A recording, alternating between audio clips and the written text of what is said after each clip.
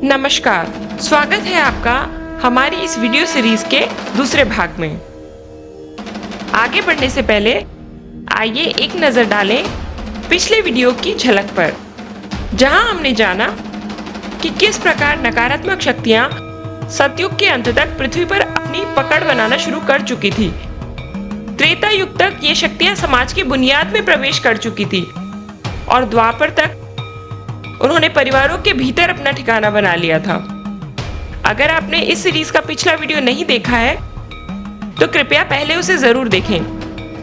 उसका link description में दिया गया है।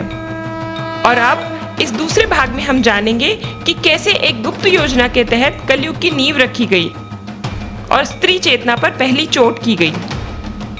कैसे प्रेम और परंपरा के नाम पर गढ़े गए त्योहार, रिश्ते और रस्में स्त्री की उड़ान के पंखों को धीरे धीरे जकड़ते चले गए। कैसे शास्त्रों के साथ छेड़छाड़ की गई, व्याख्याओं को मोड़ा गया और धर्म के नाम पर स्त्री सम्मान को गिराने का प्रयास हुआ। यह कोई संयोग नहीं था। जो शक्तियां समाज को तोड़ना चाहती थी, वे जानती थी कि सबसे पहले उन्हें स्त्री शक्ति को ही कमजोर करना होगा, क्योंकि स्त्री हर परिवार, हर संस्कृति और हर चेतना की आत्मा होती है। इसलिए उन नकारात्मक शक्तियों ने शास्त्रों की परंपराओं, सामाजिक धारणाओं और धार्मिक मान्यताओं को अपना हथियार बनाया। स्त्री और पुरुष के रिश्तों में भ्रम और दरार पैदा की गई। धर्म का असली स्वरूप विकृत किया गया और स्त्री शक्ति को तोड़ने की एक गहरी योजना शुरू हुई। इस वीडियो में हम इसी षड्यंत्र की परतों को खोलेंगे और जानेंगे कि कैसे एक सुनियोजित रूप से स्त्री की चेतना को झुकाया गया, दबाया गया और धीरे धीरे मिटाया जाने लगा। कलयुग की शुरुआत और स्त्री की गरिमा पर पहला वार। कलयुग की शुरुआत केवल समय का परिवर्तन नहीं था, यह चेतना पर एक गहरा प्रहार था। एक सूक्ष्म और दीर्घकालिक योजना बनाई गई, धर्म को विकृत करने की, सत्य को तोड़ने मरोड़ने की।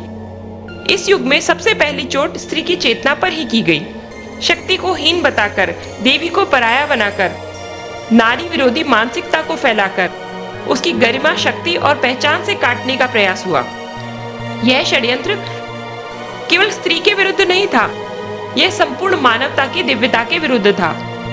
पूरे समाज को संतुलन से तोड़ दिया गया, क्योंकि जहां नारी अपमानित होती है, वहां से देवत्व, प्रेम और पुण्य तीनों चले जाते हैं।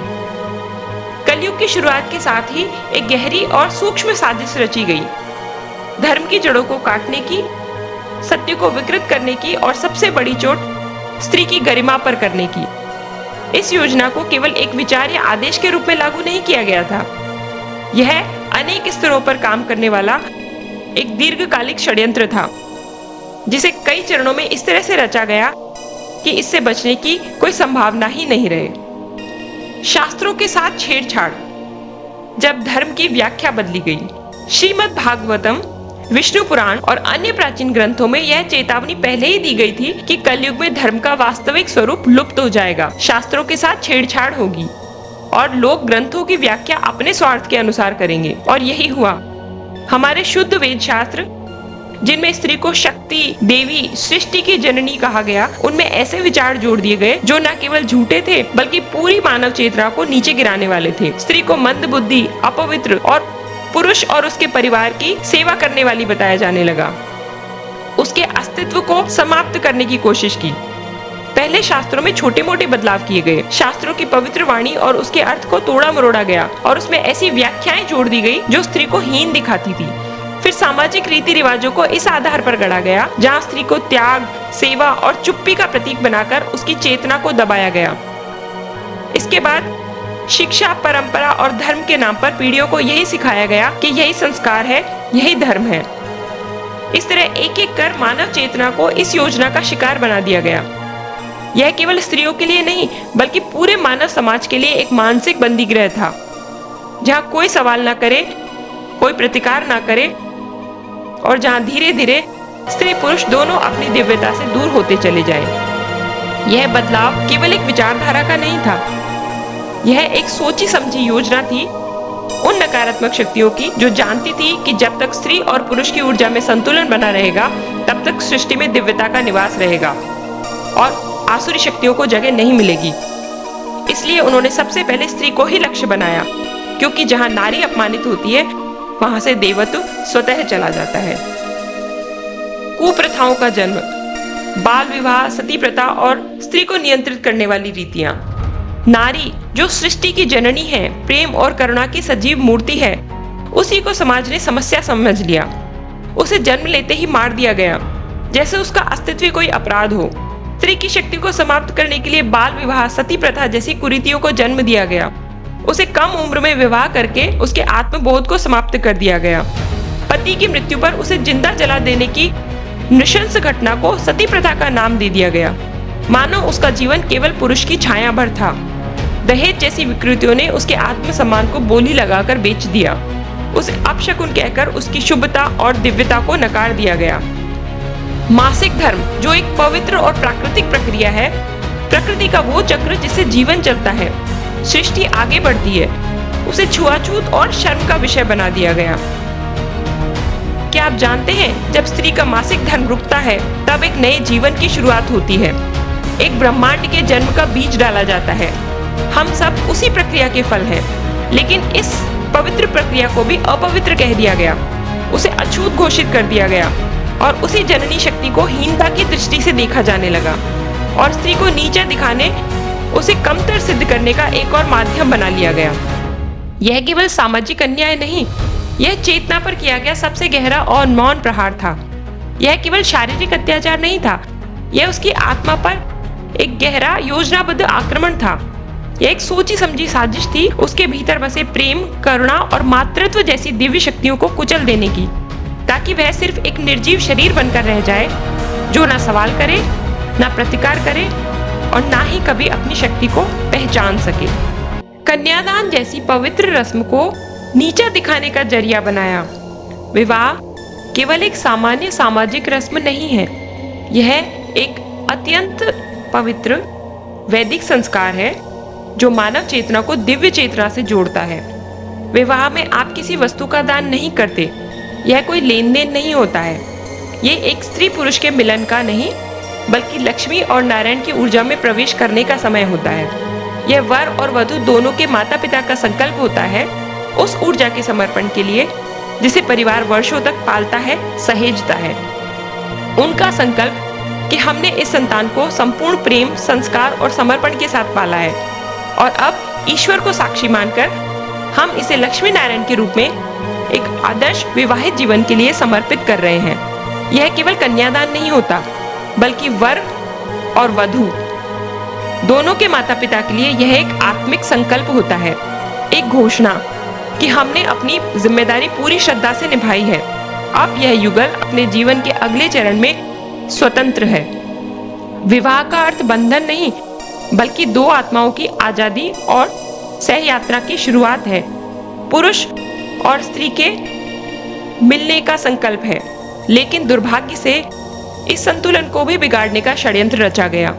इस संकल्प को एक तरफा बना दिया गया और इसे केवल कन्यादान कहकर प्रचारित किया गया और यह पवित्र संस्कार वधू और उसके परिवार को छोटा दिखाने का माध्यम बन गया। कन्यादान शब्द धीरे धीरे स्त्री को एक वस्तु की तरह प्रस्तुत करने लगा, मानो वह कोई संपत्ति है जिसे दान किया जा रहा है, और इसे एक पवित्र संकल्प के स्थान पर दायित्व पूरा करने की रस्म बना लिया गया, जिसे हर माता पिता जल्दी पूरा करना चाहते हैं। विवाह के समय परिवार के लोग भगवान का रूप देखकर उनके चरण धोते हैं, आशीर्वाद देते हैं, ताकि उनके जीवन में वैसी ही पवित्रता, संतुलन और समृद्धि बनी रहे जैसी लक्ष्मी नारायण में होती है।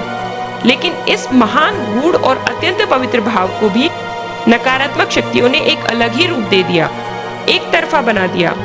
जब लड़की वाले लक्ष्मी और नारायण के स्वरूप के पैर छूते हैं तो समाज के सामने ये भ्रम फैला दिया जाता है कि अब इसके माता पिता ने इसके पैरों को छू लिया है, अब लड़की के माता पिता नीचे और दामाद भगवान बन गए हैं। फिर लड़की के परिवार को नीचा दिखाया जाता है ताकि स्त्री को झुका कर रख सके। इस प्रकार एक समर्पण और समता से भरे संस्कार को भी असंतुलन का माध्यम बना दिया। इस विकृति ने न केवल स्त्री को हीन भावना से भर दिया, बल्कि पुरुष के भीतर एक गहरा अदृश्य अहंकार भी पैदा कर दिया कि उसे कुछ प्राप्त हुआ है क्योंकि वह श्रेष्ठ है। परंपराओं के नाम पर स्त्री को नियंत्रित और प्रताड़ित किया गया। इस षड्यंत्र के तहत शादी के बाद जब एक स्त्री अपने माँ बाप, अपने घर, अपने रिश्तों को छोड़कर एक नए जीवन की शुरुआत करती है तो वह प्यार और सम्मान की उम्मीद लेकर ससुराल जाती है, लेकिन वहां उसे सिर्फ कायदों, परंपराओं और रिवाजों की दीवारें मिलती हैं। उसे नियमों में बांध दिया जाता है। उसे बताया जाता है झुको, सहो और सवाल मत पूछो। उसे हर पल नीचा महसूस कराया जाता है और उसे अपेक्षा की जाती है कि वह हर बात में झुके, अपने पति के बराबर नहीं, उससे नीचे रहे। एक स्त्री को जन्म लेते ही समाज ने व्रतों और उपवासों की माला पहना दी। कभी पति की लंबी उम्र के लिए करवा चौथ, तो कभी बेटे की भलाई के लिए अहोई अष्टमी, कभी परिवार की समृद्धि के लिए वट सावित्री और कभी घर की शांति के लिए कोई और व्रत। इन सभी व्रतों में उसे निर्जल रहने, निराहार रहने के लिए कहा गया और फिर भी घर के सारे कामकाज उसी को करने थे। हर दिन, हर रिश्ते के लिए उसने अपने शरीर और मन को तपाया, मगर किसी ने उसके त्याग में प्रेम नहीं देखा। उसे सिर्फ यह कहा गया कि ये तो तुम्हारा कर्तव्य है, तुम्हारे बच्चे और पति की भलाई के लिए है, इसमें परेशानी कैसी। कई बार तो इसकी अति हो जाती है। गर्भावस्था जैसा संवेदनशील समय, जब उसे सबसे ज्यादा सहयोग, प्यार और सकारात्मक वातावरण की आवश्यकता होती है, उस समय उसे भूखा प्यासा रख परंपराओं के नाम पर व्रत करवाए जाते हैं, घर के सारे काम करवाए जाते हैं और उसे मानसिक प्रताड़ना दी जाती है। वह अपनी भावनाएं भी व्यक्त नहीं कर पाती क्योंकि ऐसा करने पर उसे बदतमीज, संस्कारहीन या झगड़ालू कह दिया जाता है। परंपराओं और संस्कारों के नाम पर उसकी आत्मा को कुचलने की कोशिश की जाती है। समाज ने स्त्री को इतनी चतुराई से रीतियों, परंपराओं और कथाओं में उलझा दिया कि वह खुद को ही भूल गई। उसने अपने मन की बात कहना छोड़ दिया, अपनी आकांक्षाएं दफना दी और धीरे धीरे अपना अस्तित्व भी कहीं पीछे छोड़ आई। उसे यह सिखाया गया कि पुण्य तभी मिलेगा जब वह चुपचाप सब कुछ सह ले, जब वह उपवास करे, व्रत रखे और हर रिश्ते में खुद को बस विसर्जित कर दे। पर क्या कभी किसी ने पूछा कि क्या किसी पुरुष ने उसके लिए व्रत किया? क्या किसी ने उसकी लंबी उम्र के लिए, उसकी मुस्कान या उसके सपनों के लिए कोई उपवास रखा? नहीं, क्योंकि पुरुषों को समाज ने इन व्रतों से मुक्त रखा और अगर उन्होंने व्रत रखा भी तो अपने लिए, वह भी फलाहार, जल और पूरे विश्राम के साथ। उनके लिए व्रत एक परंपरा था, त्याग नहीं। उन्हें अधिकार मिले और स्त्री को मिला सिर्फ कर्तव्य और त्याग। उन्हें स्वतंत्रता मिली और स्त्री को मिला बंधन।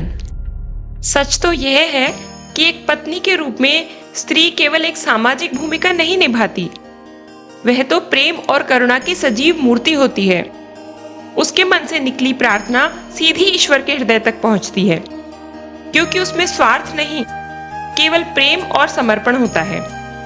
वह अपने पति की दीर्घायु, अच्छे स्वास्थ्य और समृद्ध जीवन के लिए न केवल कामना करती है, बल्कि उसे अपने हृदय की प्रार्थना, आत्मा की ऊर्जा और अंतःकरण के विश्वास से सींचती है।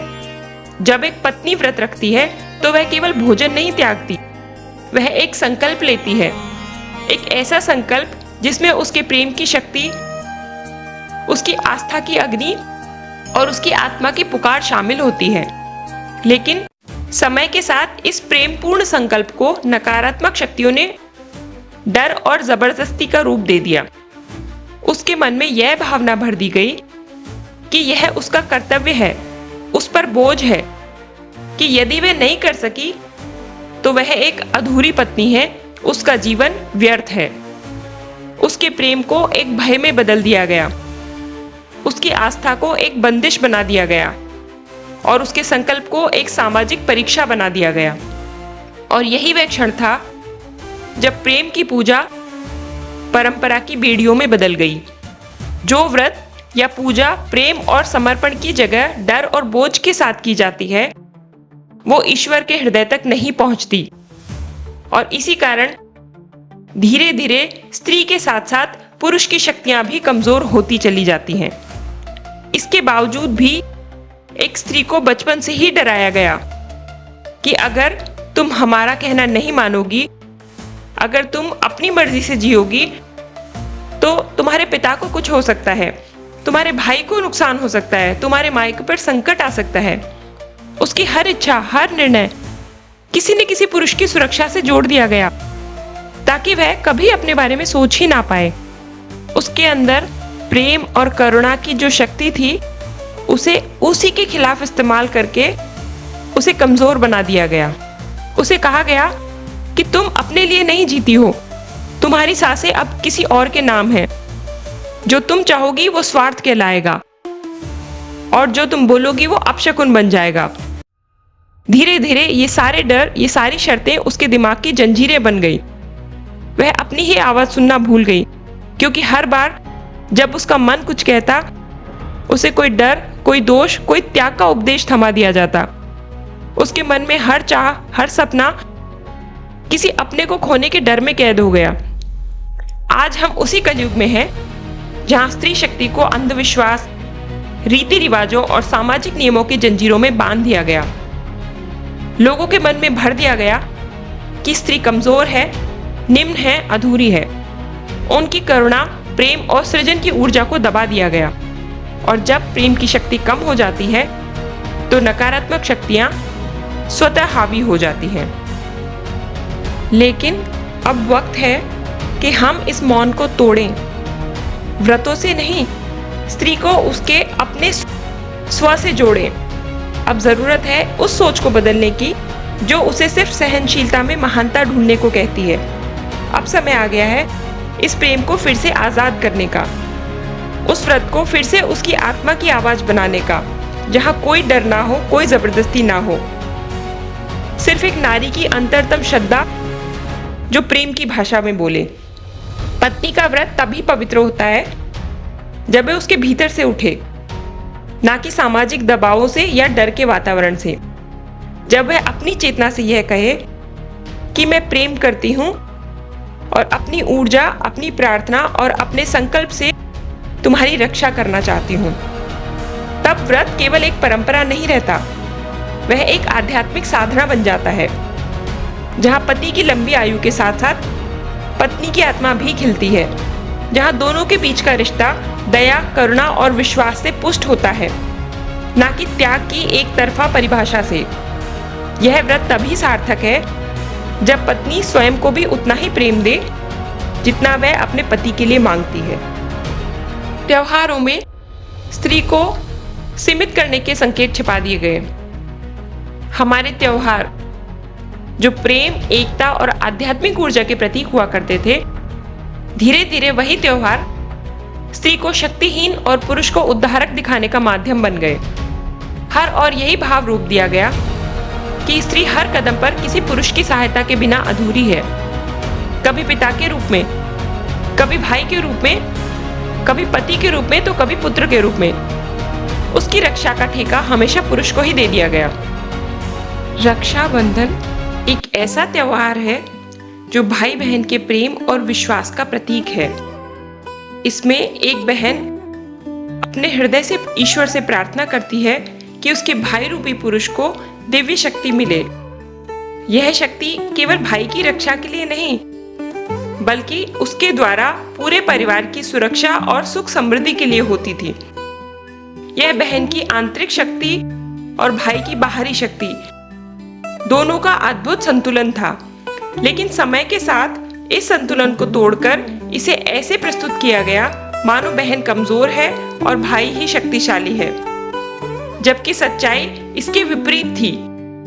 वे दोनों एक दूसरे की शक्ति का स्रोत थे। लेकिन इस प्रेम के पवित्र बंधन को भी स्त्री के असहाय होने का प्रतीक बना दिया गया। कहा गया कि भाई बहन की रक्षा करेगा और उसी पर बहन के मन में यह बीज बो दिया गया कि वह कमजोर है और उसकी सुरक्षा, उसकी मर्यादा, उसकी स्वतंत्रता सब किसी और के हाथ में है। और यही विचार धीरे धीरे उसकी आत्मशक्ति को मंद करने लगा। लेकिन सच यह है कि रक्षाबंधन कभी कमजोर को बचाने का प्रतीक नहीं था।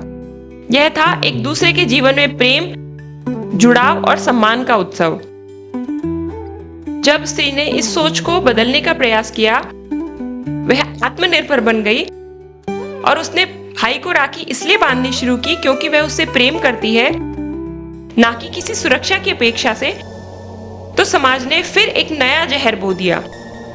कहा गया कि बहन अपने भाई से कुछ पाना चाहती है।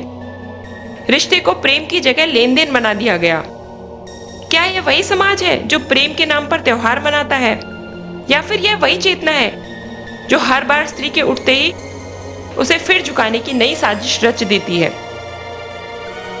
लेकिन धर्म के नाम पर उसकी उड़ान के पंख काटे जाने के लिए शुरू हुई ये यात्रा यहीं नहीं रुकी। ये एक ऐसी योजना थी जो केवल परंपराओं या शास्त्रों तक सीमित नहीं रही, बल्कि यह विष बीज तो स्त्री के जन्म के साथ ही बो दिया गया। जब उसे बताया गया कि वह पराई है, जब उसे कमजोर, कमतर और त्याग की मूर्ति कहा गया, तब असल में उसकी चेतना को बांधने का काम शुरू हो चुका था। नकारात्मक शक्तियों के इस षड्यंत्र में स्त्री को हीन महसूस कराने की चाल चली गई। स्त्री और पुरुष के बीच भेदभाव को जन्म दिया गया और उसके मूल अधिकारों को उससे छीना गया, और उसे इतनी बार यह कहकर बहकाया गया कि तुम्हारा कर्तव्य है सहना, ताकि अंततः उसे अपनी शक्ति भूलने पर विवश होना पड़े। अगले भाग में हम देखेंगे कि कैसे यह मानसिक और सांस्कृतिक छल जन्म से ही उसकी चेतना को बांधने लगा और कैसे स्त्री को अपनी ही दिव्यता से दूर कर दिया गया। समय आ गया है कि हम त्योहारों के पीछे छिपी दिव्यता को फिर से पहचानें और उन्हें स्त्री पुरुष के सच्चे संतुलन का उत्सव बनाएं, ना कि असंतुलन का प्रतीक। अगर ये विचार आपके हृदय को छू रहे हैं, अगर ये आपको सत्य का दर्पण दिखा रहे हैं, और अगर आपको लगता है कि आपके जीवन में या आपके किसी अपने के जीवन में ऐसी ही परिस्थितियां आई हैं, तो कृपया अपने अनुभव हमसे कमेंट सेक्शन में साझा करें। इस वीडियो को लाइक करें और इस विचार क्रांति को आगे बढ़ाने के लिए इसे अपने दोस्तों और परिवारजनों के साथ शेयर अवश्य करें। और अगर अब तक आपने हमारे इस चैनल को सब्सक्राइब नहीं किया है, तो अभी सब्सक्राइब करें, ताकि आप भी इस चेतना के जागरण की यात्रा में सहभागी बन सकें। क्योंकि जब हम सभी मिलकर चेतना को जागृत करते हैं, तभी युगों की दिशा बदलती है और तभी पुनः सतयुग का आगमन संभव होता है।